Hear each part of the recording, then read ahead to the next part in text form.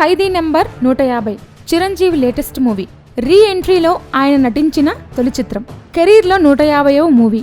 ఈ సినిమాపై రీసెంట్గా మెగా హీరోలతో పాటు మహేష్ కూడా స్పందించాడు. సినిమా బాగా ఆడుతుందని విషెస్ చెప్పాడు. తాజాగా ఈ చిత్రంపై తారక్ కూడా స్పందించారట. ఫిలిం నగర్లో ప్రస్తుతం ఇదే టాపిక్ పై హాట్ గాసిప్స్ వినిపిస్తున్నాయి. ఇటీవల ఓ ఇంటర్వ్యూలో వినాయక్ దీనిపై స్పందించాడనే ప్రచారం జరుగుతోంది. ఖైదీ నెంబర్ 150 విడుదలకు ముందు వినాయక్ ఫోన్ చేసి ఆల్ ది బెస్ట్ చెప్పాడని, 2 రోజుల క్రితం కలెక్షన్లు బాగా ఉండడంతో కంగ్రాచులేషన్స్ చెప్పాడని టాక్ నడుస్తోంది. 5 రోజుల క్రితం బాబాయ్ బాలయ్య సినిమా చూసి ఆయన్ను ఆకాశానికి ఎత్తేశాడు.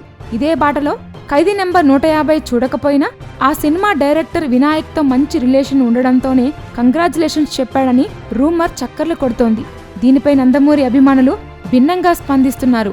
మరోవైపు బాలయ్య, చిరు ఇద్దరు ఒకరి సినిమా సక్సెస్ కావాలని మరొకరు విష్ చేసుకున్నారు. Please subscribe. Hi, it's me Purna. Please subscribe.